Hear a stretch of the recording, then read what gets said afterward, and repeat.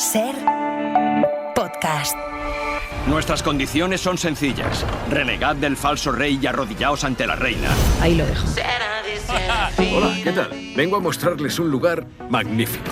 Un auténtico Camelot de la era nuclear. Es que necesitaba sacarlo. Diga. Oye, haces pelis de mierda y quiero salvar tu carrera. Ayúdame a ayudar. Vale. Tú no quieres hacerlo y yo tampoco quiero. La putísima madre. La ventana de la televisión con Mariola Cubells.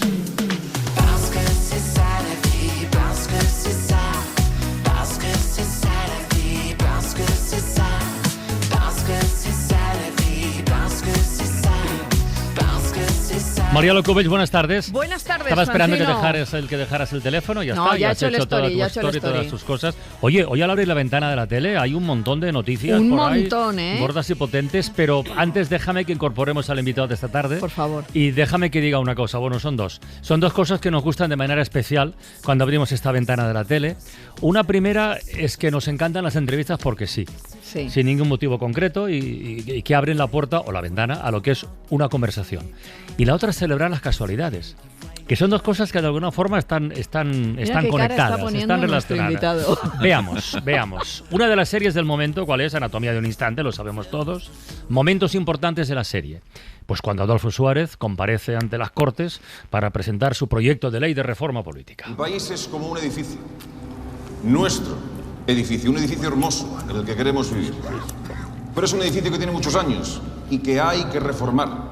Queremos que siga siendo el mismo, que conserve su fachada, pero también queremos que funcione la luz, que funcionen las cañerías, que sea confortable, que sea seguro para todos. Y esta ley significa eso. Respeto por el pasado y esperanza por el futuro. Muchas gracias. Muchas gracias y al cabo de pocos días, patapam, ya está todo el mundo. Bueno, el 23F. ¿Qué tuvimos? ¿Quién hace de Suárez en Anatomía de un instante? Álvaro Morte. Bien. ¿Qué día nació Álvaro Morte? Es que eso mucha gente no lo sabe. Esta mañana se lo comentaba a Javier Casals y Ángel Barça han dicho, ¿cómo? Un 23F de 1975. Y eso lo descubrimos aquí en la ventana. Yo tenía 6 años y yo, básicamente, esto no recuerdo con 6 años, yo no me enteré de nada. Así que es verdad que según iban pasando los años y llegaba el aniversario, tú notabas que por un lado era la felicidad de que tú ibas cumpliendo años y que tú también escuchabas en casa conversaciones un poco de cierta tensión sobre el recordar lo que habría pasado, claro, ¿no? En ese momento. Claro, y tú estabas celebrando ese día, los 6 años. O sea, tenías tu pastelito mientras España estaba en Hombre, vilo. claro, ajeno a todo y feliz de la vida, claro que sí, ¿no? Y 3 años después en directo, Álvaro Morte. Buenas tardes. Muy buenas tardes. Bienvenido a la ventana, ¿cómo estás? Gracias, ¿Qué estoy tal? encantado de estar aquí ¿Sigues con bien, vosotros. feliz en casa, con la tarta, con la muy vida? feliz, con estoy todo? muy bien, estoy muy contento con todo lo que ha sido este último año y, Sí. las navidades y Hombre, todo, claro. estoy estupendamente. Es que menudo año. ¿Tú eres de ponerte buenos propósitos cuando empieza el año? ¿U objetivos? Fíjate que yo soy más de San Juan. Ah, Uy. Fíjate, sí, yo me hago mi ¿Por qué? mi fueguito, Ah, la no lo sé. hoguerita. Sí, a lo mejor es porque yo viví 3 años en Cataluña y aquello se me quedó un poco... De quemar pero, cosas incluso. Sí, yo quemo deseos. Yo no quemo las cosas que quiero que se queden atrás, porque soy más de mirar hacia adelante, Ajá. más que de mirar hacia atrás, y me escribo mis cositas y puedo escribir como 20 papelitos o ¿Ah, sí? 5, sí. ¿Y qué deseos vas a quemar este año? ¿O Pues vas a es intentar que eso quemar? siempre No se puede secretos, decir, no se puede claro. decir, se puede Hombre, decir. pero algo que se pueda decir. Pero, bueno, Un propósito claro, audiovisual. Os los podéis imaginar seguro. O sea, Sí. cualquier actor os diría pues trabajar con esta persona o tener un proyecto al lado de no sé quién o proyectos que tienen más que ver con tu vida personal a nivel pues familiar o que le vaya bien a esta persona o bueno, un poco de todo. Bueno, hace muy poquito, sigue tú, Mariola. No, iba a decirte Anatomía de un instante, que está siendo muy celebrada y que es candidata ¿Cómo clavas la voz de Suárez? a un montón de premios. Cabrón. Eso. Muchas Pero gracias. cuéntale a No, además, Francino no, quién te o sea, asesoró. Bueno, por lo pronto teníamos el libro de Cercas, que era un asesoramiento estupendo. Una Teníamos maravilla el trabajo, de libro, es una maravilla. Es una pasada y Una de verdad, maravilla. para la gente que no conozca el libro, Sí. de verdad que es absolutamente recomendable leerlo, porque da muchísimos datos, muchísima información, es muy interesante. Por supuesto, teníamos el trabajo con Alberto, Rodríguez, con el resto de los compañeros, los ensayos que tuvimos, todos los vídeos que pude, yo no sé cuántas horas pude estar viendo del trabajo de Suárez, y luego hubo un día que tomé un café con Carlos Latre, por recomendación de Eduard Fernández, que también estuvo con él. Efectivamente, y entonces le mostré un poco lo que yo ya llevaba hecho, y él me afinó, me terminó de pulir, y creo que conseguimos algo bueno. Es que clavas incluso el rictus. Suárez tenía la voz. La voz es una cosa tremenda, pero algún rictus pequeñito y casi imperceptible que tenía Adolfo Suárez. Sí, bueno, yo la verdad es que, o sea, me intento fijar mucho en él.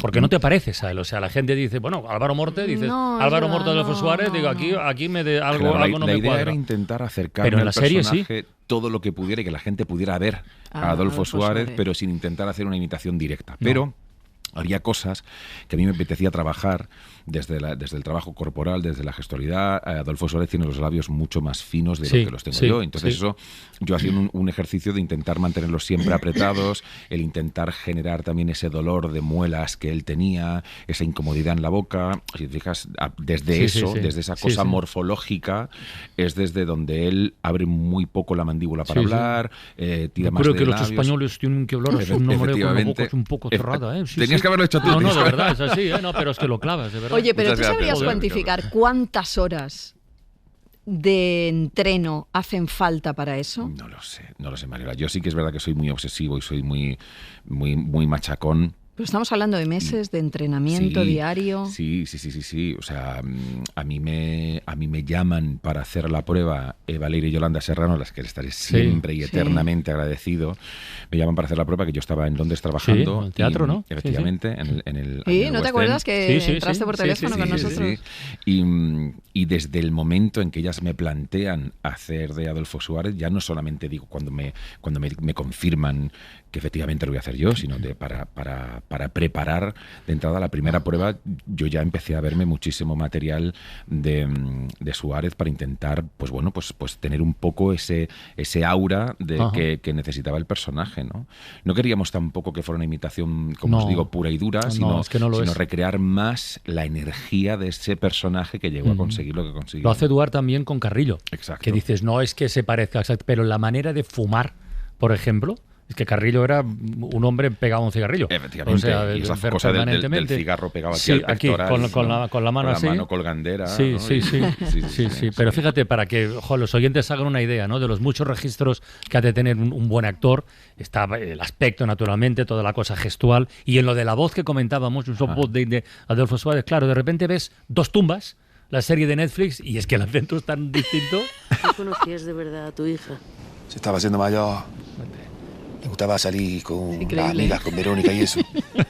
Y claro, mi mujer me decía que no podía tenerla todo el día encerrada en casa, que ya no tenía la culpa de todo lo que hubiera hecho yo, ¿no? Pero es que era muy pequeña. Claro, tú eres de Algeciras, pero ese acento así no. Ese acento así no es de Algeciras. Ese acento no es de Algeciras. Es de algún otro punto de Andalucía. Sí, yo me crié... ¿Y ahí quién? Pues mira, yo ahí me crié en un pueblo de Córdoba, que se llama Bujalance. Sí. Y haciendo, justo yo estaba intentando encontrar el personaje, a ver qué podíamos hacer, porque lo que figuraba en el guión a priori era un sueco, y yo ya les dije, chicos, yo no voy a hacer de un sueco, voy a hacer otra cosa. Eso no sabíamos. Sí.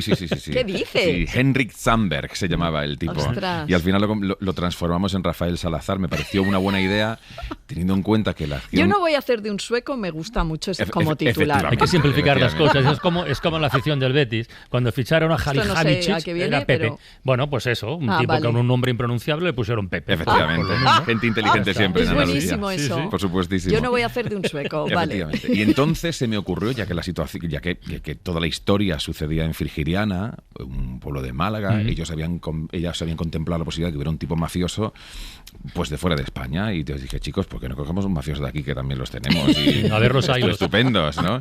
Y entonces me pareció interesante mostrar la historia, porque yo he visto gente así, de un chaval que se hubiera podido criar entre olivos en mitad de Andalucía sin ningún tipo de futuro y que cuando llega a los 14 años y que tiene que meterse en instituto y que dice yo ¿qué hago estudiando? Pues imaginar que alguien o que llegara a sus oídos a alguien que le dijera pues ¿sabes dónde hay dinero? En la costa, y que él se hubiera ido para allá y que él se hubiera hecho su propio imperio y su propia historia en la persona de fajo en el bolsillo y de cadena de oro y de no confiar en nadie alrededor. Y me pareció interesante tirarlo por ahí. Y el acento, pues yo quise hacer algo así, como un poco más rudo, más tosco, pero que me parecía también bonito hacerlo y huir un poco de lo que estamos más acostumbrados, del sevillano, del malagueño, para hacer algo, pues bueno, pues hay muchos tipos de andaluces y a mí ese acento que es más, pues bueno, como digo, un poco más sucio, que no es tan suave, también me parece que es otro tipo de acento del que se puede estar muy orgulloso. ¿Qué tal lo del teatro en Londres? Cuéntanos, porque ese día lo hablamos un momento así corriendo. ¿Qué tal la experiencia? ¿No? Pues yo estoy, o sea, ha sido una experiencia absolutamente maravillosa. Porque la gente sobre todo me conoce por trabajos de, pues eso, de estar delante de la cámara, ¿no? Pero yo nací interpretativamente hablando en el teatro, me formé en una escuela de arte dramático en Córdoba, en este caso, y yo arranqué en el teatro y tengo toda la formación teatral, al menos la del principio, y que te llamen para hacer teatro en una ciudad como Londres, que es cuna del teatro mundial, pues era pues todo un orgullo y todo un reto. Y sobre todo estando solamente dos personas sobre el escenario, y intentando defender ese texto, ¿no? Fue una experiencia, la directora maravillosa, Lily Collins resultó también ser una persona estupenda, más allá de buenísima actriz, y todo el equipo fantástico. Ese día recuerdo que en la conversación telefónica que tuvimos, cuando estabas tú en el teatro, nos dijiste que habías estado un mes en Roma rodando Immaculate con Sidney Sweeney, que ahora es una de las chicas de moda, como asistente y todo esto. Sí. Immaculate, para quien no lo sepa, es una historia... ¿Cómo te sientes? Llena. Verá, en casa no teníamos nada de esto. Ahora que está tan de moda lo de la religiosidad, que si vuelves y tal, esta chica que de repente vuelve a España, que es en un convento y tal, embarazada, la Virgen otra vez, no, ahí hay cosa, ya está, no diré más, pero vamos, era estela esta historia, ¿eh? Esta historia, Estela, yo conocí a Sidney en una cena aquí en Madrid, porque le daban un premio. Coincidimos en una mesa, bueno, ya estaba allí, yo estaba aquí, de estas mesas grandotas. ¿Nos conocíais? No nos conocíamos. Bueno, conocíamos nuestros trabajos respectivamente. Ah, sí, ¿eh? Sí. Ella conocía que La Casa de Papel, sobre todo. Sí. Y entonces, pues nada, yo llegué allí a la cena y vi que íbamos a estar cenando todos juntos, que éramos como 12 personas en aquella mesa, de todas las mesas que había, y dije, pues chico, pues me voy a presentar a toda la gente para, si vamos a cenar juntos, que menos que decir, hola, ¿qué tal? Buenas noches, ¿cómo estáis? Y una de esas personas era... Perfecto inglés, deduzco, ¿no? Bueno, perfecto, el inglés que yo puedo tener. Entonces me acerqué a ella, la saludé. Ella, como os digo, pues reconoció también mi trabajo y demás, y estuvimos esa noche cenando tranquilamente, viendo los premios y ya está. No cruzamos más palabras que pues esos 30 segundos que nos pudimos estar presentando, porque la gala empezaba. Y a las 2 semanas me llamó mi representante que nos querían de una producción americana que se iba a rodar en Roma, y efectivamente era Sidney Sweeney. Oye, ¿y tú eres de los que todos los actores que vienen por aquí han tenido producciones fuera, nos dicen que sí, que efectivamente se nota mucho el dinero que hay en unas y en otras? Sí, ¿eso claro. Todavía se sigue notando? Sí, claro. ¿Sí? El dinero sí, la profesionalidad no. Fíjate. Yo creo que no tenemos nada que envidiar en términos de la calidad profesional de los equipos técnicos y del talento interpretativo del equipo. Y del guión. O sea, nada. Lo que pasa que, claro... ¿Y entonces en qué se traduce ese dinero? Ese dinero de más. Bueno, ¿en el catering? Normalmente... No solo. No solo, pero solamente el hecho de que tengas algo más de tiempo... Claro. Esto ya es mucho, porque en el entorno cinematográfico, audiovisual, por ser más generalistas, con también incluir a la parte más de series, el dinero es lo que te lo da todo. Si tienes más tiempo, el dinero traducido en tiempo. Si tienes más tiempo para hacer una versión más del guión, con lo cual el guión estará más pulido. Si tienes más tiempo, tendrás más tiempo para poder hacer 3 días más de ensayo en lugar de tener uno solo. Y todo eso al final hace que a lo mejor puede haber resultados que sí que tengan que ver con ese empleo más de tiempo, ¿no? Lo que pasa es que nosotros aquí en España, durante toda la vida, hemos estado muy acostumbrados a sacarle el máximo rendimiento al tiempo que tenemos y hacemos las producciones que hacemos. Sí que es verdad que os digo que yo cuando voy, ahora estoy haciendo estoy rodando una serie para la BBC que se llama This City is Ours, que ha llegado aquí a Movistar como Los Amos de la Ciudad, la primera temporada. Yo estoy en la segunda. Y cuando ¿Dónde estás rodando? Me voy ahora, he estado rodando unas semanas en Marbella, porque tenía trama en Marbella y ahora me voy a Liverpool.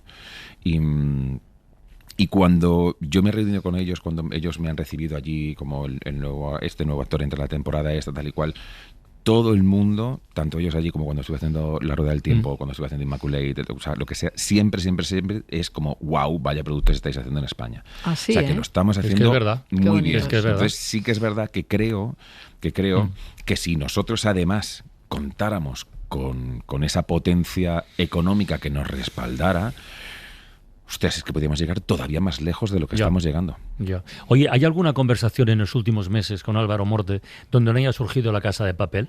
Que el otro día estuvimos el viernes con Café Quijano, les decía, bueno, la Lola la tenéis que tocar en todos los conciertos porque si no se apedrean, ¿no? Claro. Que decía, hay gente en la música que hay canciones tan, que incluso a veces se atragantan.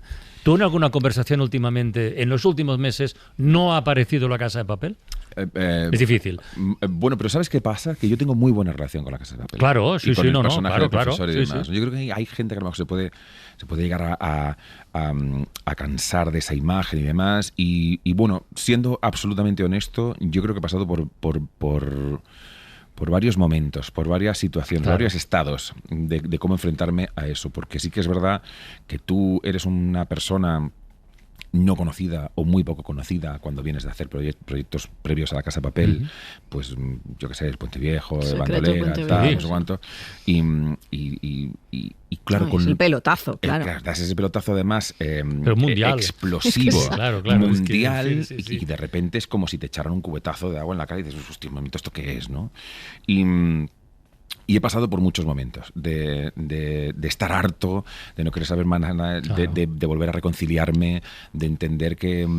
o sea, para mí lo que me ha hecho, digamos, estar más tranquilo a la hora de enfrentarme a todo esto, es decir, vale, esto es así. Y esto va a estar siempre así. Siempre así. Entonces, depende más de mí, de cómo me lo tome yo, que esperar que esto llegue a cambiar. Y además que, por otro lado, la gente que se me acerca, siempre es os con diría que el 100% de la gente es con muchísimo respeto y con muchísimo Pero ¿y la presión de la fama ha ido bajando conforme ha ido alejándose el estreno? Es natural. ¿O no? O sea, la presión de la fama, el agobio por la calle... Eso, ¿vale? a eso me refiero, depende, sí. Claro. Ha bajado en cierto sentido. Yo creo que ha bajado por varias razones. Primero, porque no es lo mismo que tú saques una temporada o que la serie esté en activo. Hace ya unos años que hemos dejado de hacer La Casa de Papel, ¿no? Y esto efectivamente ha relajado, pero yo voy por el centro de... Ahora mismo justo, me había dejado el taxi aquí y solamente de cruzar el semáforo que me dejan hacer enfrente me han parado 3 personas. Sí. Claro. Y entonces... Además al grito de profesor. Efectivamente. Efectivamente, ¿no? Entonces, pero bueno, también es que tú también lo sabes gestionar un poco mejor. Creo que también hemos hecho a lo mejor un trabajo cada vez que hemos dado una entrevista, cada vez que tal, y que nos han preguntado cómo gestionáis esto, y nosotros también hemos dado como nuestras pistas de cara a toda esa gente, a todos esos fans y demás, ¿no? Pistas a modo de yo estoy harto de decir que si estoy con mi familia no voy a hacer una foto, no voy a tal. Y esto la gente creo que también lo ha ido percibiendo y en cierto sentido es como un trabajo que hemos hecho juntos. Hay pocos torpes. Lo que pasa es que cuando se manifiestan son molestos. Pero a todos los niveles. Pero yo intento de verdad quitarle la importancia porque y además tomármelo con humor, porque a lo mejor a mí esa persona es la número X que se me acerca al día, pero para esa persona es la primera vez que me ve. Entonces, pero tienes que entender, Álvaro, que es que hay cosas que no se olvidan. Si dispara del pastel, que lo que tiene ahí abajo no es más que chatarra. 7. Tengo vídeos, tengo documentación. Pensaba que te ibas a librar, pero no. ¿Sabes lo que eso significa? La deuda se disparará, la bolsa se hundirá y no podrá financiarse. 5. Será la quiebra total, Tamayo, y entonces no tendrá un plan B. 4. Ese latón le parecerá el mejor de los mundos, Tamayo. 3. Sergio. Acéptalo. El resto de los mercados lo han aceptado. aceptado, el resto del mundo lo ha aceptado. Solo tiene que aceptarlo usted. Es su única opción. ¡Dos! Jamás tendré el oro. Me oye bien, no depende de mí. El plan sigue su curso. Ese oro está para blindar a la banda. Los que están dentro y los que están fuera jamás devolverá. ¡Uno! Si dispara solo va a tener los muertos y la quiebra. Se lo dije a Tamayo y se lo repito. O ganamos los dos, o perdemos los dos. Coronel, es hora de reconocerlo. Es un jaque mate.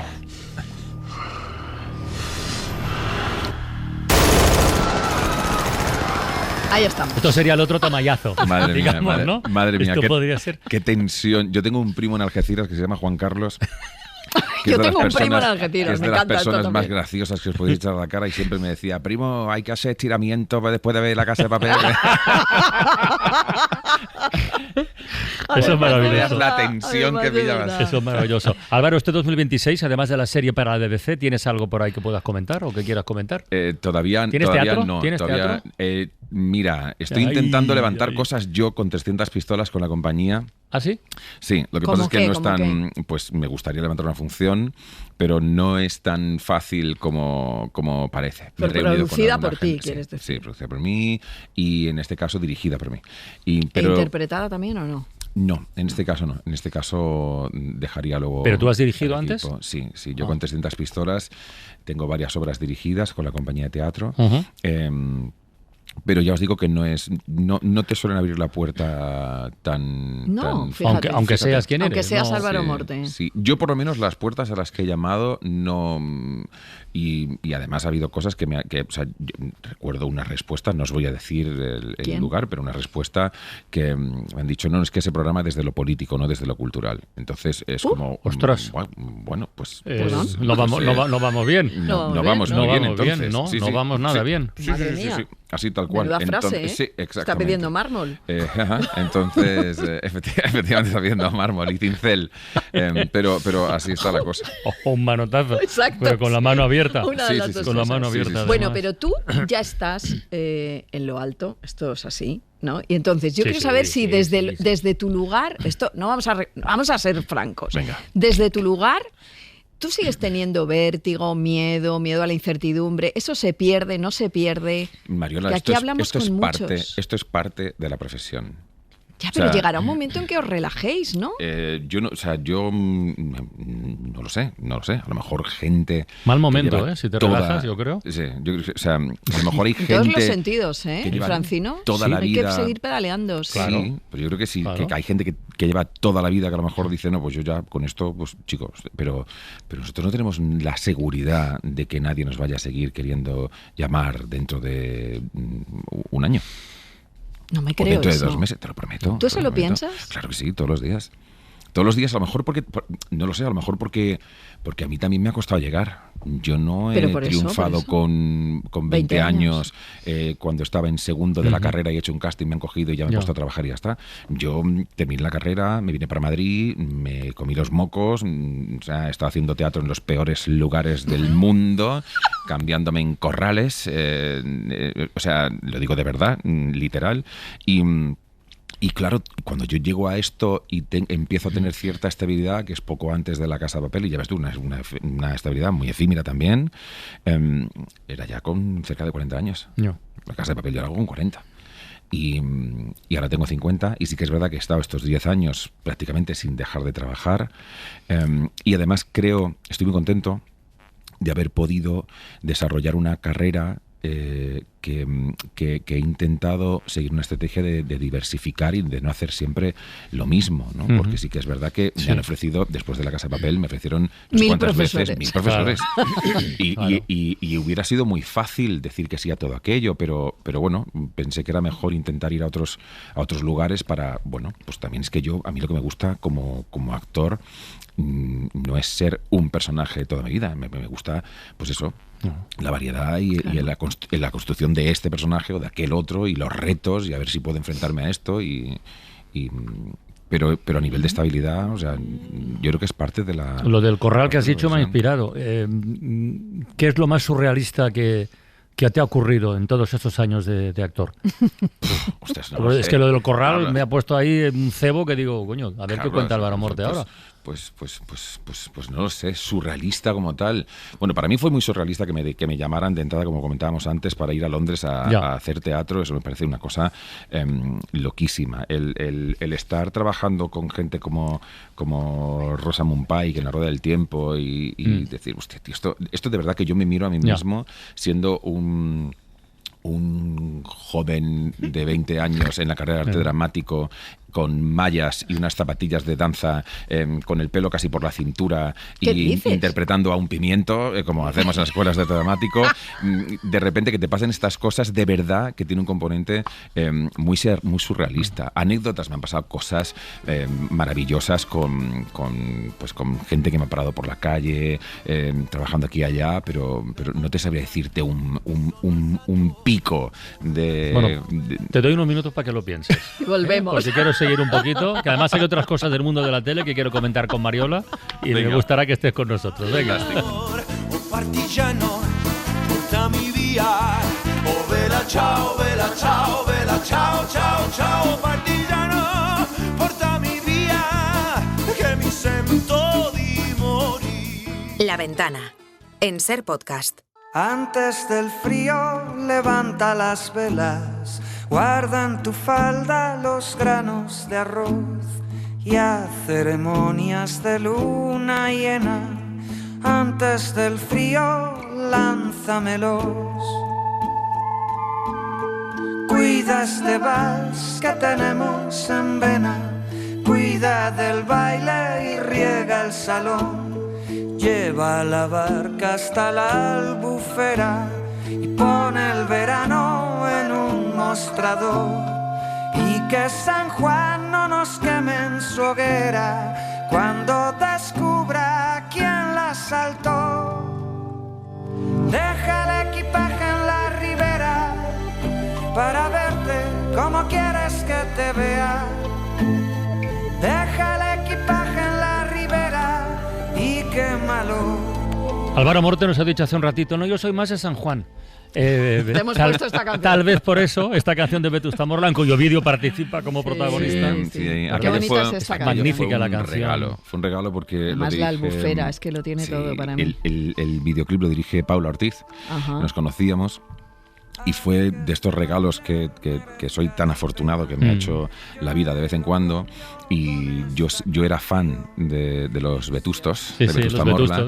Les seguía desde antes que se hicieran famosos ellos. Y de repente me llamó Paula un día y me dijo, oye, te quiero ofrecer una cosa, pero es que es sin cobrar, pero te voy a decir, no sé cuándo, que es para hacer esto con los Vetusta Morla. Y fue como, por favor, ahora mismo. ¿Era antes o después del embarcadero, por lo de la albufera? Digamos? Claro.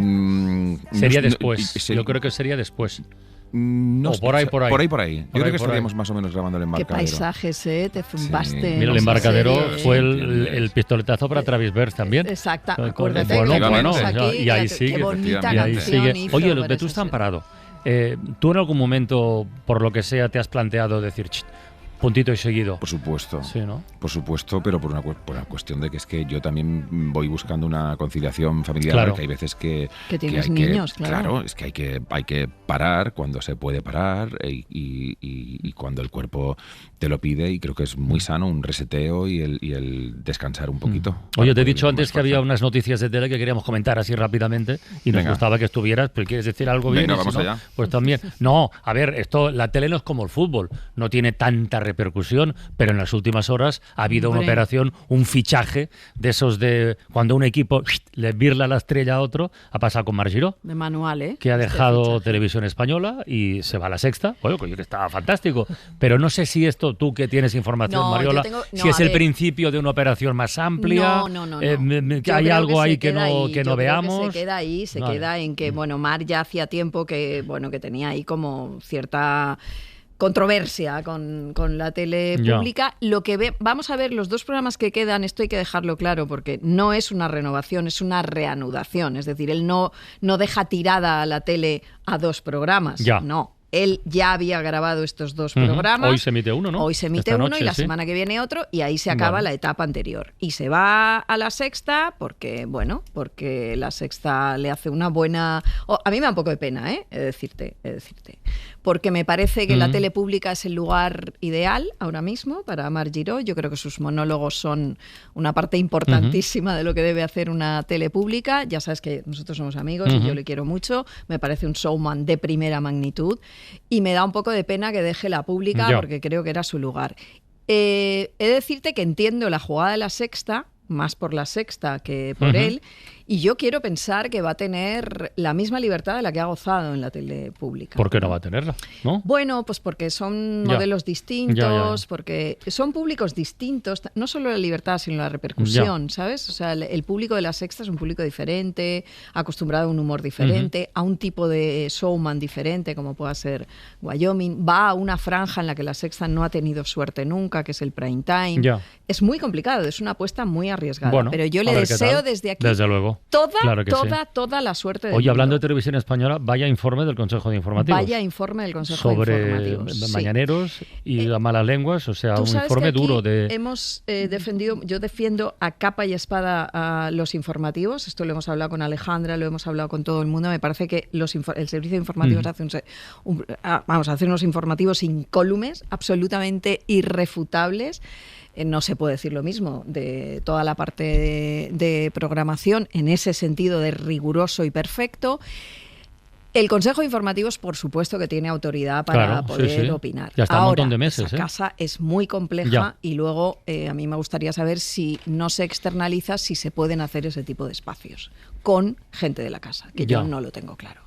Pero hay que seguir, y a mí me parece que el Consejo de Informativos hace su labor, que es vigilar, auditar, fiscalizar. A mí me gusta mucho que haya un comité como ese, una organización como esa, velando. A mí me gusta más que haya órganos interiores como este que gente desde fuera que va todo el día piando. Exactamente. Es un órgano interior con gente muy seria que lleva muchos años, que se toma muy en serio la tele pública y que tienen todo el derecho a refutar algo que consideran que no es. ¿Tú como espectador, Álvaro, qué ves? ¿Qué te gusta ver? ¿Te gusta ver series? ¿Te gusta ver documentales? ¿Te gusta ver a Jordi Hurtado? No sé, ¿tienes...? Bueno, ¿sí? dependo... ¿Concursos? Por supuesto. Depende mucho del momento, según me pille el cuerpo. He estado últimamente intentando recuperar más el formato cinematográfico que el de series, pero al mismo tiempo os digo que justo precisamente he estado en estos últimos meses intentando estar un poquito más desconectado de estar delante de la pantalla. ¿Qué has visto últimamente que te ha llamado la atención en cine o en series? ¿Qué has visto últimamente que digo? Pues mira, estoy viendo que estoy terminando de ver Superstar.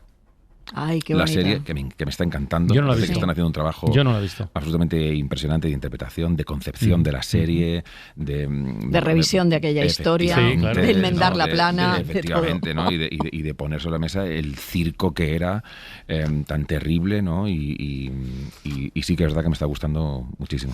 Muy bien. ¿Tú juegas a la lotería mucho o poco? Bueno, fíjate que he jugado a la lotería y me ha dado muchísima rabia porque sabéis que el gordo era el 79.400 y pico. Yo tenía el 49.000. O sea, tenía todos los números y me bailaban el primero y el tercero me bailaban. Hombre, pues no son todos del los gordo, números. por favor.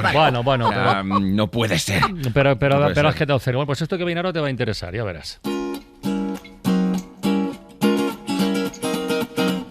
Hi everyone and welcome to the Window of the World. Boa tarde, sejam muito bem-vindos à Janela ao Mundo. Bonsoir, bienvenue à la fenêtre du monde. Goedenavond, welkom bij het venster op de wereld. Hey, afternoon y'all, welcome to the Window to the World. Schönen Abend aus Deutschland, willkommen zum Teil das Fenster zur Welt. God kväll och välkommen till Vinduet mot världen. Buonasera, benvenuti alla finestra al mondo. Holly came from Miami, FLA. La ventana del mundo. Hitchhiked her way across the USA. Con Rafa Panadero. Hola Rafa, buenas tardes. ¿Qué tal? Buenas ¿Qué tardes. pasa con la lotería y no los corresponsales? Si aparte de lotería, alguna superstición tendrán. Claro. ¿Algún Pero es ritual martes 13. antes de salir al escenario? Es verdad, ¿sí? martes 13. Pues mira, yo lo que hago, cuando estoy haciendo teatro, antes de salir al escenario, es cuando ese telón echado, me pongo justo detrás del telón y escucho a la gente sentarse en el murmullo. patio de butacas, ese murmullo que es como... Pero eso no es ninguna superstición. Eso es una manía. Eso es una manía. Bueno. Tienes toda la razón. Superstición no es. No es superstición. Hoy vamos a hablar de loterías, porque claro, la lotería del gordo es algo muy de España, pero no sé si en otros países hay algo parecido. Y luego supersticiones, porque es martes y 13 y una cosa lleva a la otra. ¿Y dónde ¿no? miramos? El tema de A la ver. suerte. Vamos a mirar a Portugal con Brais Suárez. Hola, Brais. Hola, buenas tardes. Hola, vamos a echar un ojo en Francia. Lucía Riera, ¿cómo estás? ¿Qué tal? Buenas tardes. Y en Italia, con Joan Soles. Hola, Hombre, Joan. buonasera. Buenas Joan. Venga, vamos con esto del gordo que casi le toca a Álvaro. Este año aquí sigue siendo actualidad por lo que pasó en Villamanín, donde Ay, dieron sí, más sí, participaciones de las que tenían. Brais, no sé si en Portugal Es una hay peli, algo ¿eh? Eso es una parecido peli. al gordo, o una tradición parecida, o es muy de aquí Bueno, esto a de ver, compartir participaciones. Cuéntanos. No, hay una lotería de Navidad que es bastante residual, no suscita en absoluto el fervor que tiene en España. Pero sí hay otro juego que durante todo el año que se llama la Raspadiña, es un rasca y gana, Raspadiña. que tiene varias modalidades, que es entretenido porque te tocan muchos premios muy pequeñitos, pero que empieza a considerarse ya un problema social porque hay unos 110.000 jugadores asiduos y 30.000 que están directamente enganchados. Cuidado. Son gente mayor, de estudios básicos, ingresos bajos. Y esto hace que Portugal sea el país que más gasta por persona en este tipo de loterías instantáneas, más del doble de la media europea. Vale. Y la cuestión es que el Estado quiere abrir aún más tiendas y seguir sacando de este bote de gente que está enganchada. a Poca este broma con la raspadilla. Ya lo creo. Joan, recuerdo alguna vez hablando de tradiciones navideñas que siempre cuentas esto de la bruja befana el Día de Reyes, pero nos decías que loterías, algo así como lo del gordo, tampoco hay en Italia. ¿Cómo será ¿no? raspadilla en italiano? Raspadegna. ¿Cómo es? Raspadeta. Grata, no sé, algo así como grata. Tú has estado en Roma, Álvaro. ¿Había algo, ¿cómo se raspadeta? ¿Cómo sería? Probablemente fuera raspadeta, sí. Raspadeta está bien. Como en valenciano y en catalán, entonces. Joan, cuéntanos de lotería y Bueno, algo allí, ¿no? pues en Epifanía, el Día de Reyes en España, o de la bruja befana, como decía Rafa, hay la lotería más destacada en las fiestas navideñas en Italia, con un primer premio de 5 millones, que este año cayó en la capital, precisamente. Pero la lotería no goza de la popularidad de España, aquí pasa bastante desapercibida, se vende en los estancos y en ocasiones en los bares, no hay negocios específicos de lotería, no he visto nunca colas para comprar boletos. Hay que tener en cuenta que el juego en Italia está legalmente muy restringido. Por ejemplo, los premios no pueden ser en metálico, salvo la Lotería del Estado. Los premios de la RAI, por ejemplo, de concursos de la RAI, o las máquinas tragaperras, fijan los premios en getoni, en fichas, que luego pueden cambiarse a dinero, ¿no? Bueno. En este país hemos visto en los últimos años ganadores de hasta 5 millones de euros, arruinados un año después. Hemos visto también peleas judiciales rocambolescas por boletos premiados. En fin, hemos visto también quienes no retiran sus premios. Según el ente gubernamental de la lotería italiana, en los últimos 3 años no ha pagado 32 millones en premios porque nadie los ha reclamado. La gente va sobrada. ¿O qué pasa? Bueno, en fin. Oye, Lucía, ¿y en Francia sois más del modelo italiano que nos cuenta Joan o más como aquí en España, de jugar y compartir Sí, aquí lotería? tampoco hay un fenómeno como el de nuestra lotería de Navidad en España, aunque sí que hay un sorteo nacional especial el día 25 de diciembre, que se llama la Gran Loto de Noel, y tiene 20 millones de euros en juego, por lo menos este año en 2025, pero no está tan popularizado ni por asomo como el gordo de Navidad de España, ¿no? La curiosidad, al hilo de lo que comentabais al principio sobre la mala suerte de este día 13, es que en 1930, gracias a una campaña de la Lotería Nacional, el Día de la Mala Suerte al final se acabó transformando en un día de buena fortuna, porque decidieron poner en juego botes excepcionales de 13 millones de euros los días viernes 13, y pues gracias a esta inversión al final ha acabado calando un poco en la mentalidad de los franceses que... Bueno, según una encuesta de IFOP, cerca de 1 de cada 3 piensa ahora que un viernes que cae en día 13 tiene connotación positiva, casi el doble que hace 10 años. Eso sí que es un efecto positivo de la lotería, ¿eh? Mira, pues al hilo que esto que comentas de la suerte, sigamos con las Lucía, supersticiones. Joan, ¿cómo vamos de supersticiones en Italia? No sé si hay alguna que te llame la atención. Bien. ¿Te atreves a hacer un ranking? Sí. La mayoría de las supersticiones en Italia tienen una raíz religiosa. Martes y 13 porque se atribuye a un martes la la traición del beso a Cristo del 13º apóstol Judas, o viernes 13 con el mismo apóstol porque aquella traición terminó en crucifixión. De raíz religiosa o no, este es uno de los países más supersticiosos del mundo. Non sono vere, ma ci credo, dicen los italianos, no son verdades, pero me las creo. Una actriz ha hecho un ranking de las principales 13 supersticiones que traen mala suerte. Podemos escuchar algunas. Vamos allá. Cuando un gato negro Cuando un gato negro cruza delante. Aprire un ombrello in un posto Abrir el fisso. paraguas en casa. Mettere un cappello sul letto. Poner el sombrero en la cama, como el cura en la extrema unción. Scale. Pasar debajo de la escalera, triángulo de la Mettere Santísima per primo Trinidad. il piede sinistro giù dal Levantarse con el pie izquierdo.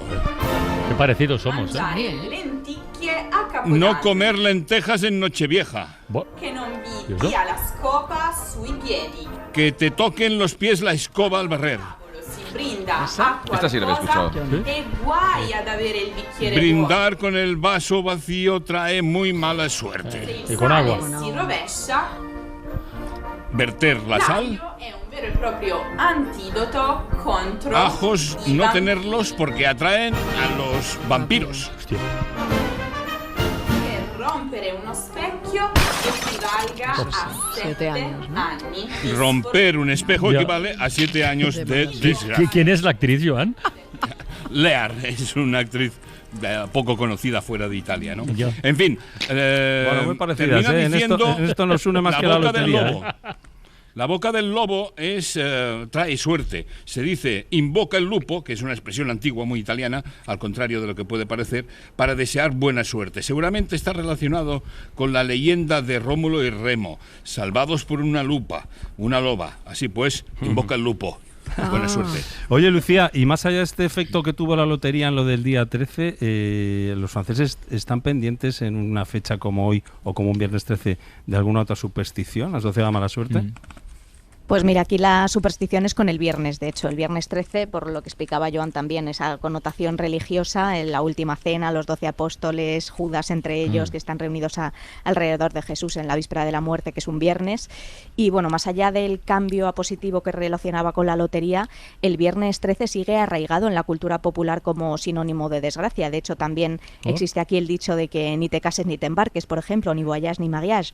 Y de hecho, cerca de 1 de cada 4 franceses afirma aún hoy tener cuidado de no reunir a 13 comensales en una misma mesa, por ejemplo, que esto es bastante curioso. Luego, la superstición pues se ha visto reforzada por otros acontecimientos históricos, algunos recientes, desde los atentados de Bataclan, por ejemplo, que fueron el viernes 13 de noviembre del 2015, el hundimiento del Costa Concordia, por ejemplo, el 13 de enero de 2012, o el avión que se estrelló en los Andes de la peli de la Sociedad de la Nieve, que eso fue también un 13 de octubre del 72. Oye, Bryce no vivió en Rusia hace tiempo. De Portugal, no te pregunto porque es muy parecida a España, pero sí que nos gustaría que nos contaras algo de Rusia, porque tú has vivido allí un tiempo, conoces bien el país.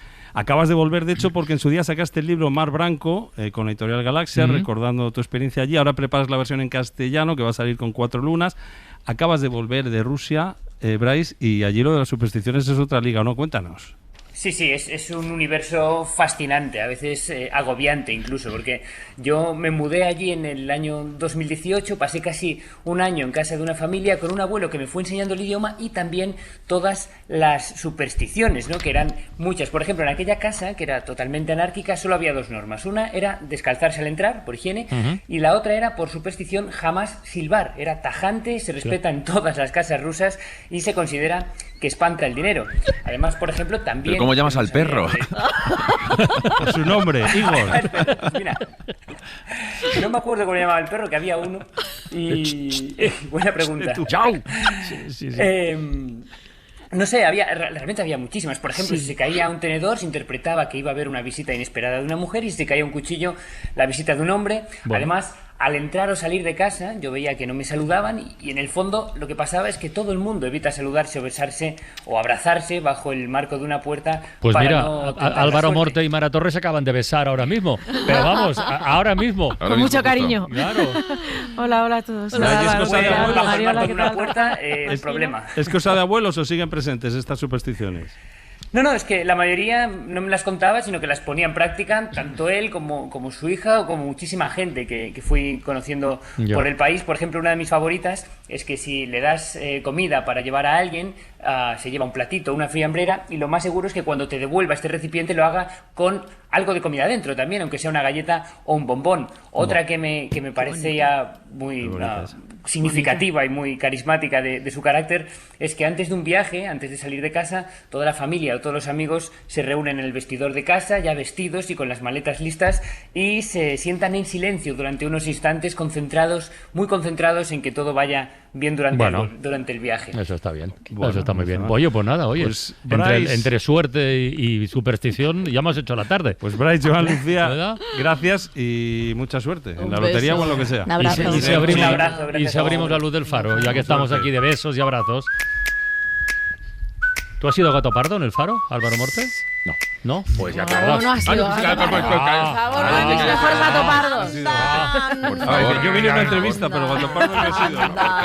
Claro que he ido. ¿Por qué lapsus es este? Por favor, qué tonto. Claro que he ido. No se acordaba que se llamaba gato pardo, pero ha ido. Yo es que estaba... Claro, porque yo le estaba diciendo igual, que sí, claro. Sí. Bueno, traigo una cosa genial de ayer. Sí. Genial. Los tres, los chunguitos. Hoy que hemos conocido las nominaciones de los Goya, ¿os acordáis de la gala en la que Rosalía cantó el Me quedo contigo? La versión de los chunguitos, que fue fantástica. Y entonces, pues se la puse y yo imaginaba que ellos sabían que Rosalía iba a cantar esa canción en los Goya. Y no. Pues resulta que no.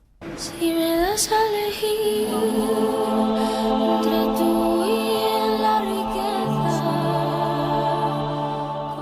Yo estaba sentada en el sofá en casa. Y yo también.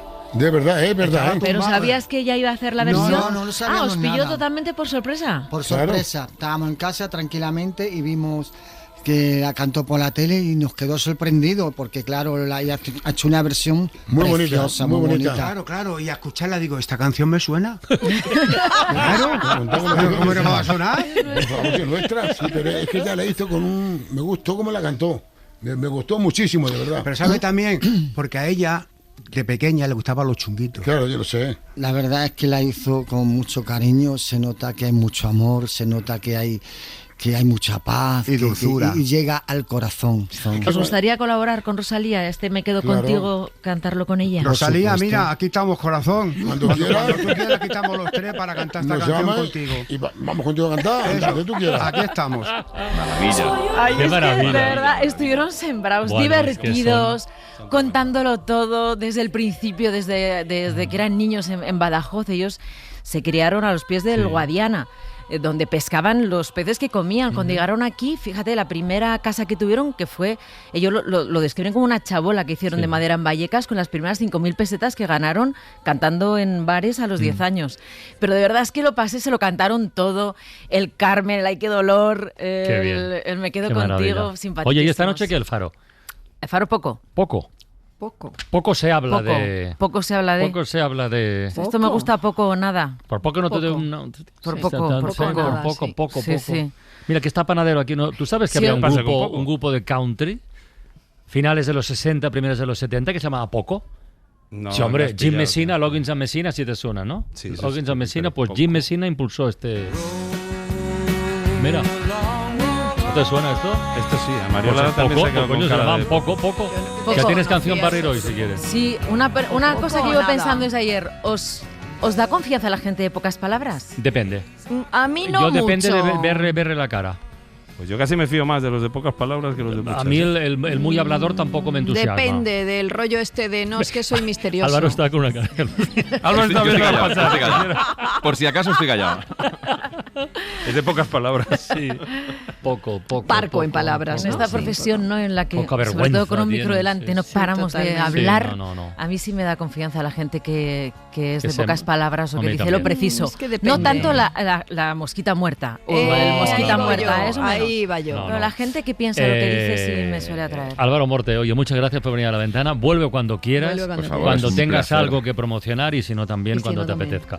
Muchísimas gracias. Cuídate mucho, chao. La Ventana, en Ser Podcast. En La Ventana acontece, que no es poco. Un relato personal de la historia, con Nieves con Costrina, Cadena Ser.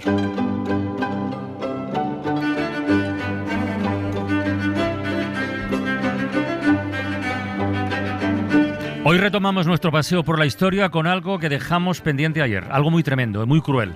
La ejecución y tortura de 11 personas en Portugal, en enero de 1759. Recuerdo que los condenados eran 6 nobles, 6 aristócratas y 5 ciudadanos a andar por casa, 5 plebeyos, y no es ni mucho menos por abonarnos al morbo, pero como la injusticia de esa condena es de tamaño catedralicio, pues hoy yo creo que podemos hurgar en los detalles no de por qué, sino de cómo les mataron, porque la cosa tiene delito, nunca mejor dicho. Nieves, buenas tardes. Buenas tardes, Carlas. A ver... Hurguemos. Sí. Mira, yo no sé cómo pasarían la noche del 12 al 13 de enero de 1759 aquellas 11 criaturas condenadas a ser torturadas y ejecutadas. Supongo que diciendo, esto no puede estar pasando. No. O sea, somos marqueses. Eso, y un conde y un duque y 5 de nuestros criados. Esto le pasa a la plebe delincuente, no a nosotros. El marqués de Tábora, además, había sido virrey de la India, que era un tipo con muchísimo prestigio. Su mujer, la marquesa de Tábora, no había hecho nada. Podía ser una imbécil, pero no había hecho nada. Sus 2 hijos, tampoco. Otro duque contra el que... Vale, bueno, pues contra este podría haber algún indicio. En fin, pero aquello fue una carnicería. Para ser exactos, y no mentir, aunque fueron 11 los condenados, solo iban a ser ejecutados 10 porque uno de los criados salió por pies a tiempo y fue quemado en efigie. Este estuvo listo. Es decir, hicieron un muñeco que lo representaba y lo quemaron. Era costumbre que si se te escapaba un reo y no podías ejecutarlo, como al populacho no podías hurtarle su diversión, la condena se cumplía con el condenado en efigie. En efigie. Sí. Eso a la Inquisición esto le encantaba. Cada vez que se le escapaba uno decía, pues hacemos un muñeco y lo quemamos, pero hay que quemar algo. Este ajusticiamiento colectivo, que más que un ajusticiamiento fue el asesinato de 10 personas con bendición legal, no es que conmocionara solo a Portugal, conmocionó a Europa, porque el proceso fue, decir irregular es muy flojo. Yeah. Fue una pantomima. El marqués de Pombal tenía decidida su sentencia y durante los 3 meses previos a aquel martes 13 de enero de 1759, día de la ejecución pública, estuvo organizándolo todo. El tribunal, los jueces, la condena. 10 personas fueron ejecutadas acusadas de haber intentado matar al rey José I de Portugal sin una sola prueba de su culpabilidad. Y a mí esto me sigue sonando muchísimo. El Tribunal Supremo.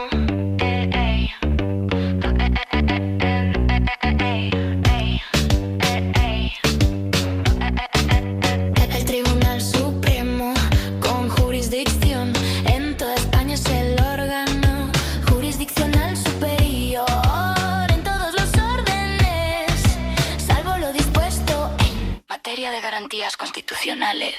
El presidente.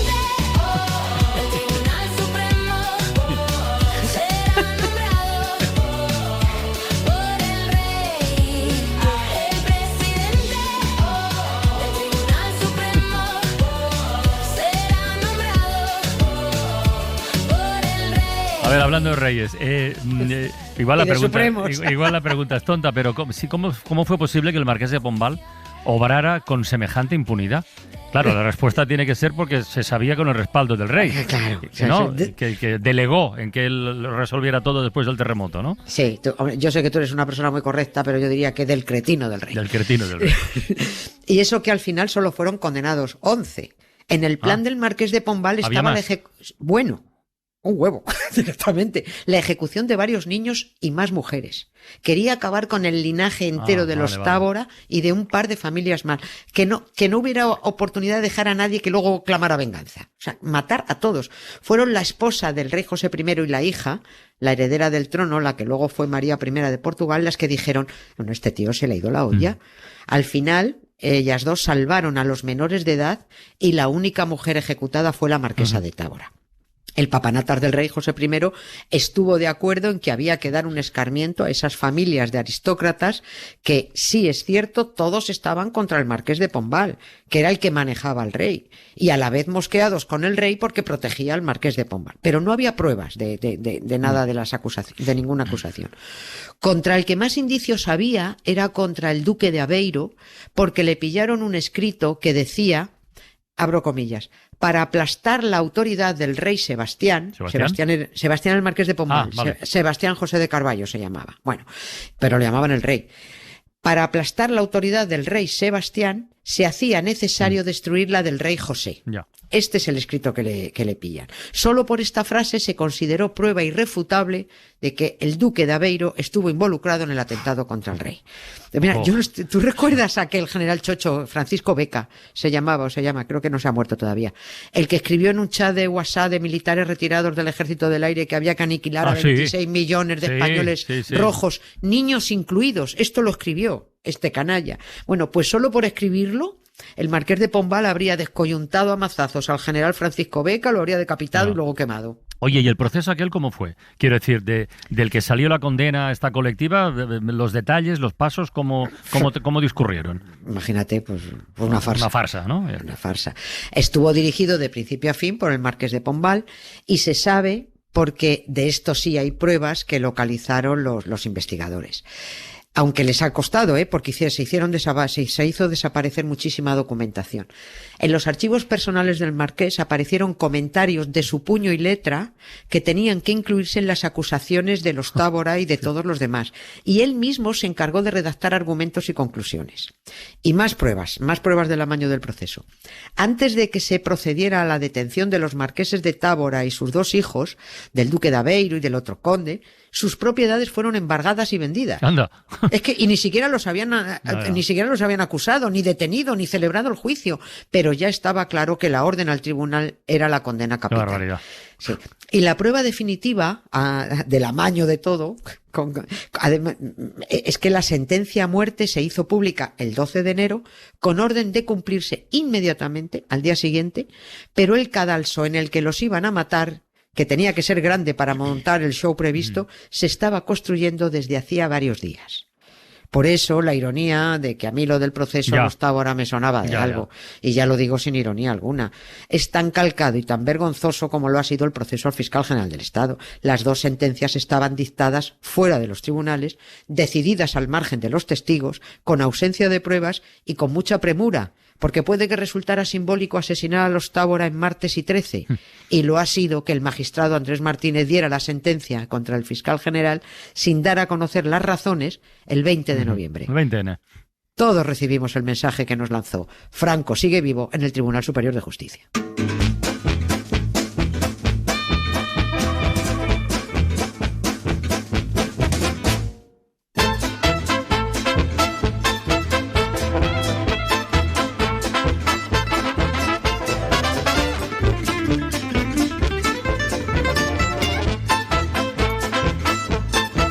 Oye, volviendo al caso que nos ocupa, ¿en este proceso a los Tábora, el tribunal o el juez también eran sospechosos? ¿O? Muchos sospechosos. No. Sí. Igual que pues mira, vuelvo al Supremo, igual que se ha conocido que Antonio del Moral, otro miembro de la Sala Segunda del tribunal que ha condenado al fiscal general, tenía una excelente relación con el abogado del novio de Ayuso porque le dirigió la tesis. Pues uno de los magistrados del proceso contra los Tábora era Joao Pacheco Pereira, que también había seguido instrucciones del marqués de Pombal, y así lo reconoció él mismo, en un proceso anterior que mencionamos de pasada y que tenemos que contar despacio, contra los taberneros de Oporto. Lo mencioné y va a llegar. Ayer no nos podíamos entretener con ello y hoy tampoco. El proceso a los Tábora fue, como le leía a alguien, un asesinato legal. Porque la justicia es un arma perfecta para la injusticia. Oye, y volver al principio de lo que yo comentaba, que no es para abonarse al morbo, pero es necesario para completar el retrato de lo que ocurrió. Las ejecuciones, mira, pueden matar a alguien, en fin. ¿Pero por qué fueron tan crueles? Quiero decirlo, de romperles los huesos, quemarles vivos, decapitarlos, todo no es necesario. Si quieres matar a alguien, le matas y ya está. No, sí, ¿no? Pero es que no entiendes la condición humana. Y además todo de forma pública. El marqués de Pombal organizó un gran espectáculo en la playa de Belém. Es un sitio muy bonito ahora, hay una torre maravillosa allí, muy turística. Está a las afueras de Lisboa, y obligó al rey y a su familia a que asistieran a la ejecución. Salieron espeluznados. Pero el pavo de José I seguía pensando que si su mano derecha había decidido hacerlo así, oye, bien hecho estaba. Encima, el rey estaba viendo cómo asesinaban a la familia de su amante, que era Teresa de Lorena y Tábora. Estaba viendo cómo asesinaban a los suegros de esa amante suya, a su marido, a su cuñado. Y el rey sabía que precisamente sus rollos amorosos con la jovencita fueron el pretexto utilizado por el marqués de Pombal para acusarlos de instigar también. De instigar el atentado cuando volvía de estar con ella. Era todo un despropósito. Mira, hay un profesor, José Luis Gavilanes, que es profesor de filología portuguesa de la Universidad de Salamanca, que tiene traducido un texto de un testigo de la ejecución. ¿Qué? Que dices, ¿y todo esto fue a verlo la gente? Que tampoco es que, mira que hemos contado aquí cosas y no nos debemos extrañar, porque en Madrid, en Valladolid, en Sevilla se juntaban miles comiendo un bocata para disfrutar viendo cómo quemaban vivos a unos cuantos judíos. Y bailaré sobre tu tumba. Y bailaré sobre tu tumba. Te degollaré con un disco afilado.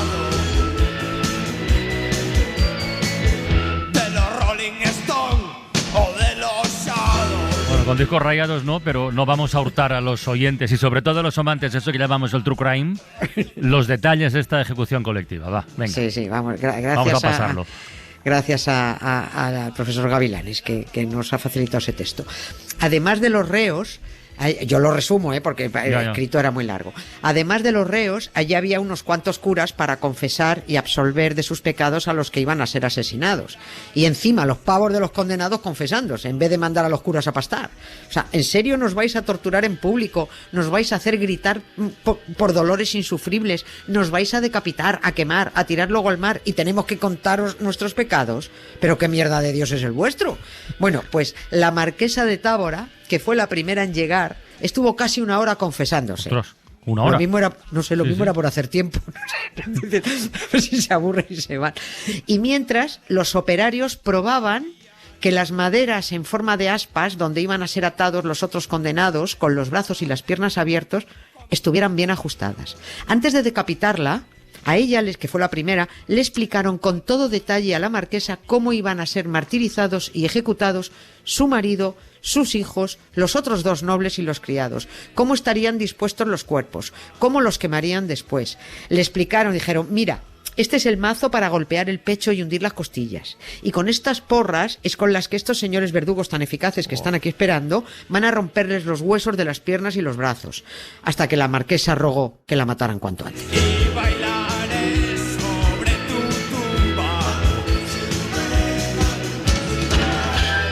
Está quedando mal cuerpo a mí. Oye, ¿y toda esta injusticia, no, en serio, quedó impune o hubo alguna consecuencia con el paso del tiempo? Mira, de momento la impunidad fue total porque la justicia es eso, injusta. Y porque cuando se quiso hacer pagar al marqués de Pombal todos sus desmanes ya era muy mayor. Pero bueno, ya llegaremos a esto. De momento, las únicas consecuencias fueron para los propios asesinados y para las 3 familias de los aristócratas ejecutados, porque lo perdieron todo.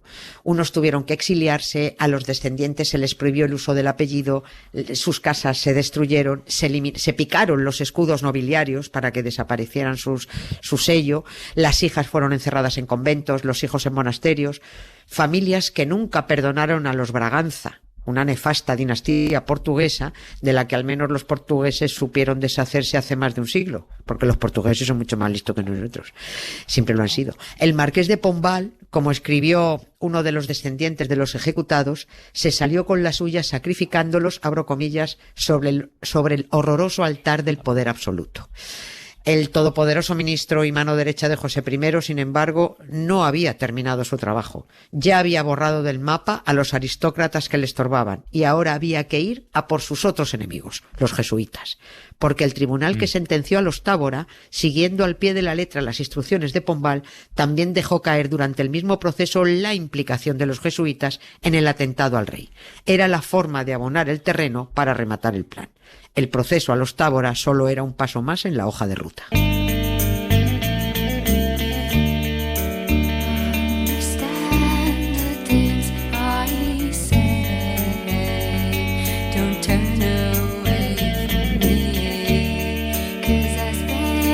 Lo de hoy necesita una digestión tranquilita, ¿eh?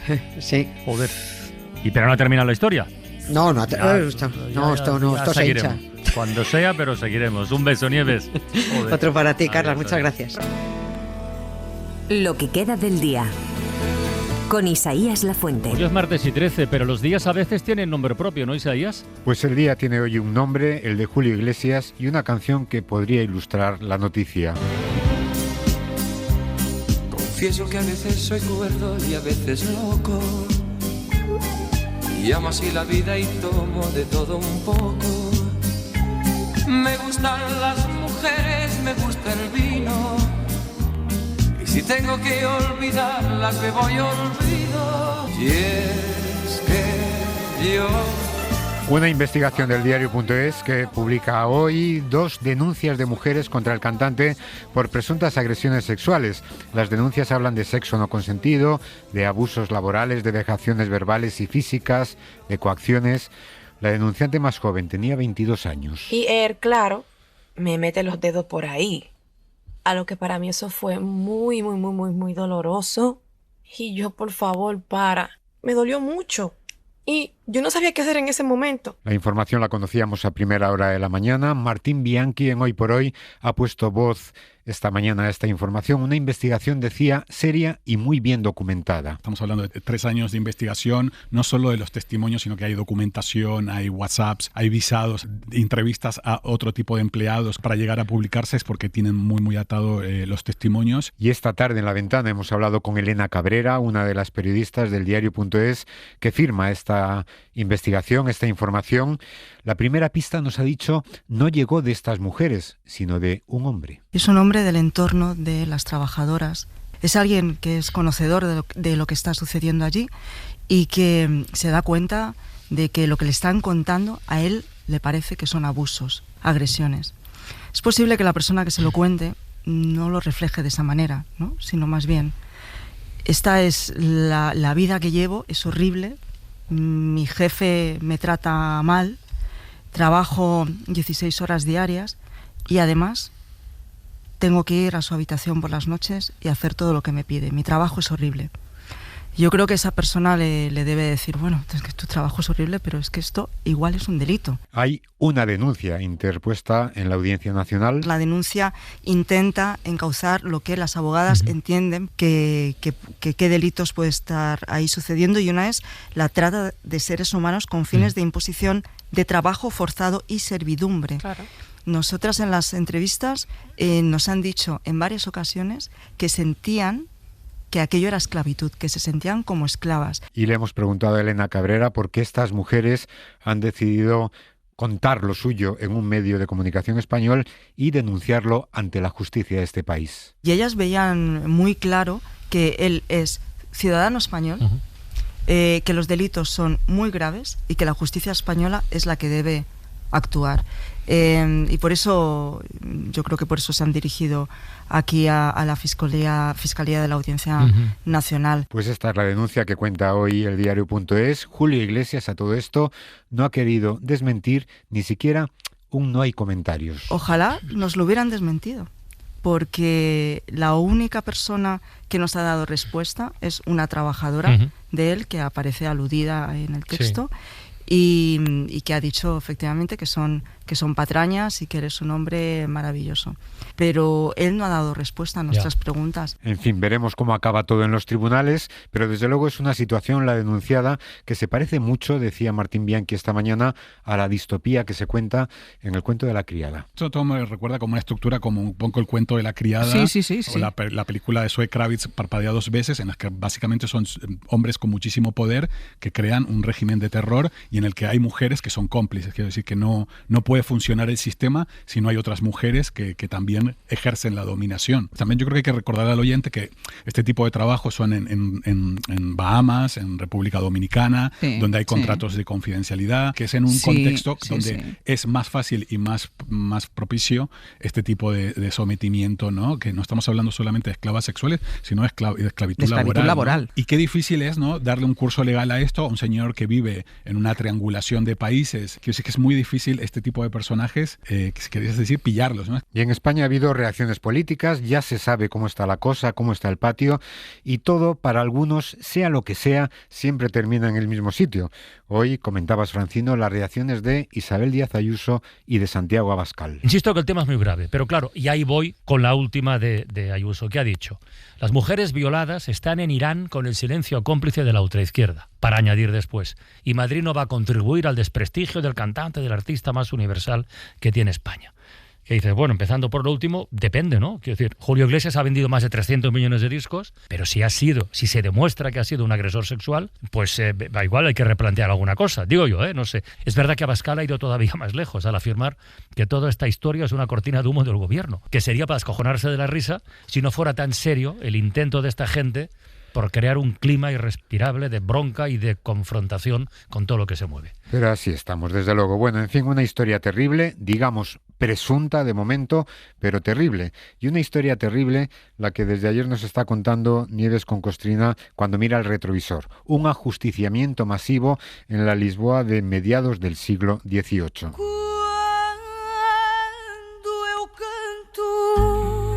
Fue el 13 de enero de 1759, un martes como hoy, cuando el marqués de Pombal llevó al patíbulo a 11 personas, la mitad aristócratas. 6 de ellas aristócratas de alto standing y 5 plebeyos. Los aristócratas eran los marqueses de Tábora, 2 de sus hijos, un duque, un conde y 5 de sus servidores. La marquesa de Tábora tuvo la suerte de ser decapitada antes de ser quemada.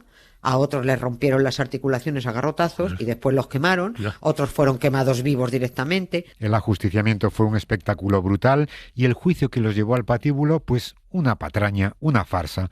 El marqués de Pombal tenía decidida su sentencia y manejó al tribunal para que le diese forma, sencillamente. Fueron acusados de haber intentado matar al rey José I de Portugal, pero sin una sola prueba. Estuvo dirigido de principio a fin por el marqués de Pombal.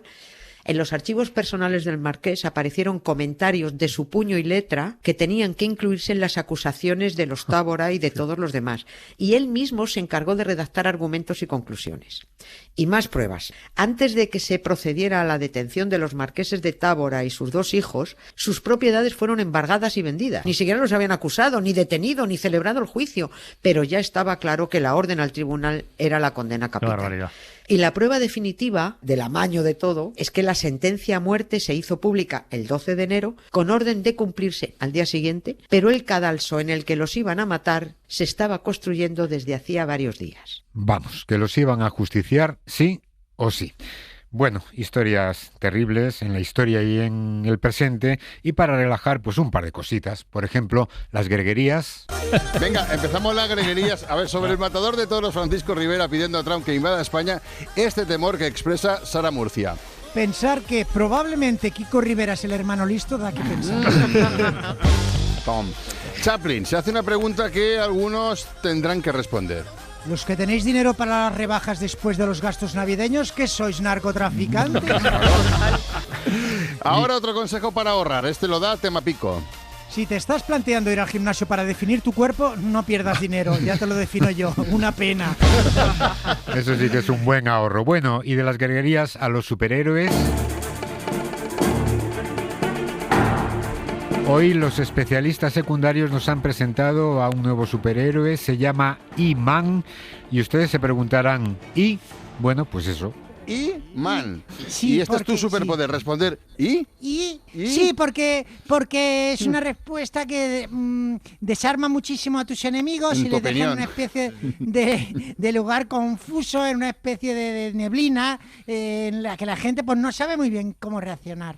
Bueno, no sabe cómo reaccionar. Digo, insisto, es tu opinión, porque yo creo que la mayoría, después de que tú hagas esto, es querer darte un bofetón, básicamente. Bueno, y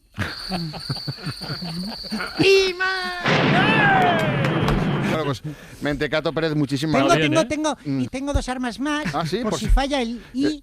Tengo 2 más. ¿Cómo puede fallar el I? Pero, ¿qué es? Una es, ¿en serio?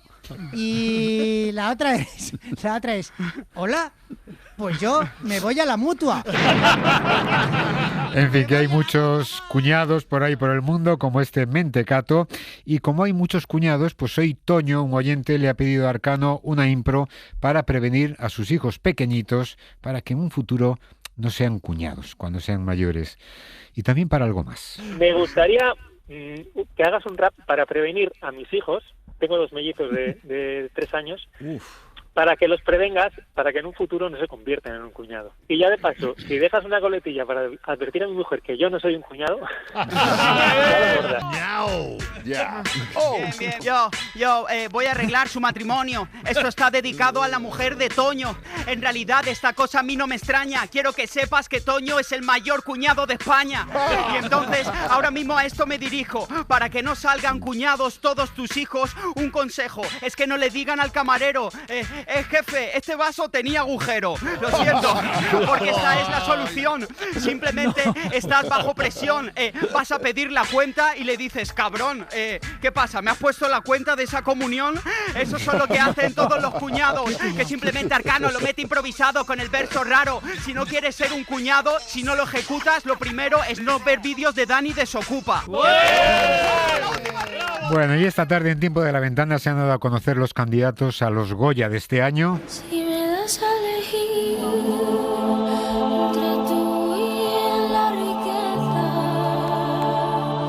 con esa grandeza. Hace unos años Rosalía triunfó en una gala de los Goya con esta versión de Me quedo contigo.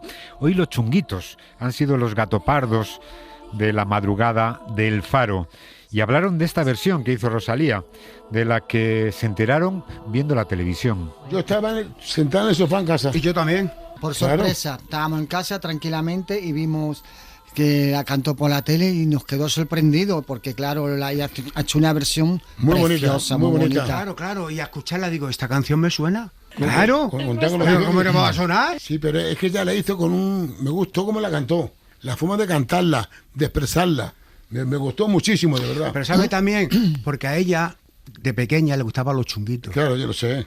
Y ella dice, yo canto esta canción y la voy a grabar porque me gustan los chunguitos. La verdad es que la hizo con mucho cariño, se nota que hay mucho amor, se nota que hay mucha paz y dulzura. Y llega al corazón. ¿Os gustaría colaborar con Rosalía? Me quedo contigo, cantarlo con ella. Rosalía, mira, aquí estamos, corazón. Cuando tú quieras, aquí estamos los tres para cantar esta canción contigo. Y vamos contigo a cantar, donde tú quieras. Aquí estamos. Bueno, pues ese es el deseo expresado por los chunguitos directamente a Rosalía, y Mara les ha pedido también un deseo para todos para el año 2026. Ante todo, salud. Que todo el mundo tenga salud y trabajo. Eso ante todo, que tenga trabajo, eso es lo principal. Salud, que tengan trabajo todo el mundo y que sean felices. Pues está muy bien, lo suscribimos, pero Mara tenía un deseo más concreto, que cantasen algo para cerrar su entrevista, y menudo son ellos. ¿Qué quieres? A mí el Me quedo contigo me encanta. ¿Te cantamos Me quedo contigo? Despacito, ¿no? Despacito, claro. Despacito, venga. No se pongáis nerviosos,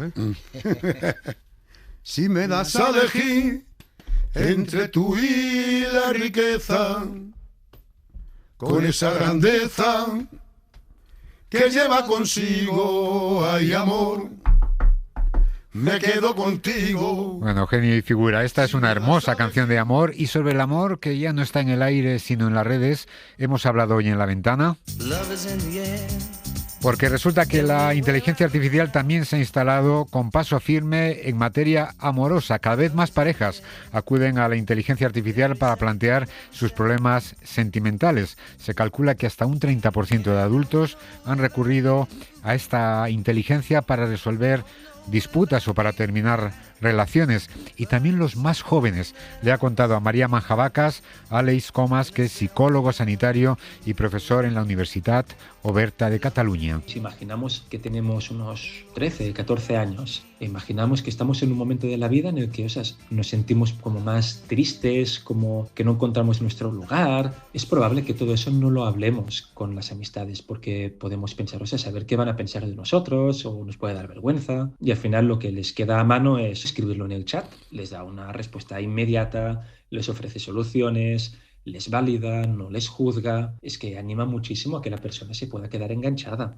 A esta consulta se le llama texting con IA o con inteligencia artificial. Tú reenvías mensajes de tu pareja para pedir a la inteligencia que te lo interprete o te ayude a responder. Y es un peligro, porque corres el riesgo de difundir una información privada, íntima, que no sabes nunca dónde va a quedar. Estás cogiendo una información que en principio es una información privada, una información íntima, y la estás publicando en un espacio web que no sabes dónde queda archivado exactamente y que no sabes qué va a ocurrir con esa información. Y atención, porque eso es peligroso y además inútil, porque la inteligencia artificial no deja de ser una máquina programada. Al final es una máquina que está programada para procesar una entrada de información en forma de preguntas que nosotros le hacemos. Lo que pasa es que da una respuesta en base a una programación, pero no tiene la capacidad de pensar como un humano. No sabe verdaderamente que no sabe. Y esto la hace un arma muy peligrosa porque no sabrá reconocer cuando una información que te da puede ser cierta y cuando una información que te da puede ser falsa. Bueno, y para acabar, de la inteligencia artificial a la inteligencia natural de un hombre como Álvaro Morte, que hoy ha estado en el plató de Mariola Cubels y nos ha hablado de cómo se metió en el papel de Adolfo Suárez en Anatomía de un instante. Por supuesto, teníamos el trabajo con Alberto, todos los vídeos que pude, yo no sé cuántas horas pude estar viendo del trabajo de Suárez. Me intento fijar mucho en él, pero sin intentar hacer una imitación directa. Pero había cosas que a mí me apetecía trabajar desde el trabajo corporal, desde la gestualidad. Adolfo Suárez tiene los labios mucho más finos de lo que los tengo yo. Entonces eso, yo hacía un ejercicio de intentar mantenerlos siempre apretados, el intentar generar también ese dolor de muelas que él tenía, esa incomodidad en la boca. De él abre muy poco la mandíbula para hablar, tira más de labios. Creo que los españoles tienen que hablar con una boca un poco cerrada. Tenías que haberlo hecho tú. No, de verdad, es así, no, pero es que lo clavas. Pues no conocíamos esta faceta tuya, Francino, pero nada, acabamos aquí.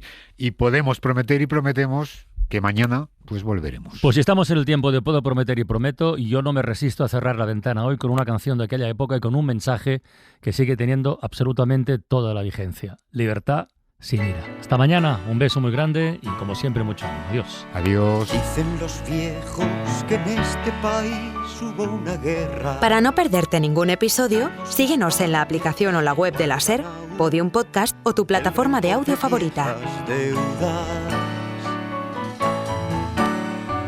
Dicen los viejos que este país necesita palo largo y mano dura para evitar lo peor. Pero yo solo he visto gente que sufre y calla dolor y miedo, gente que solo desea su pan, su hembra y la fiesta en paz. Libertad, libertad, sin ira, libertad, guárdate tu miedo y tu ira, porque hay libertad, sin ira, libertad, y si no la hay, sin duda la habrá. Libertad, libertad, sin ira, libertad, guárdate tu miedo y tu ira, porque hay libertad, sin ira, libertad, y si no la hay, sin duda la habrá. Dicen los viejos que hacemos lo que nos da la gana, y no es posible que así pueda haber gobierno que gobierne nada. Dicen los viejos que no se nos dé rienda suelta, que todos aquí llevamos la violencia a flor de piel.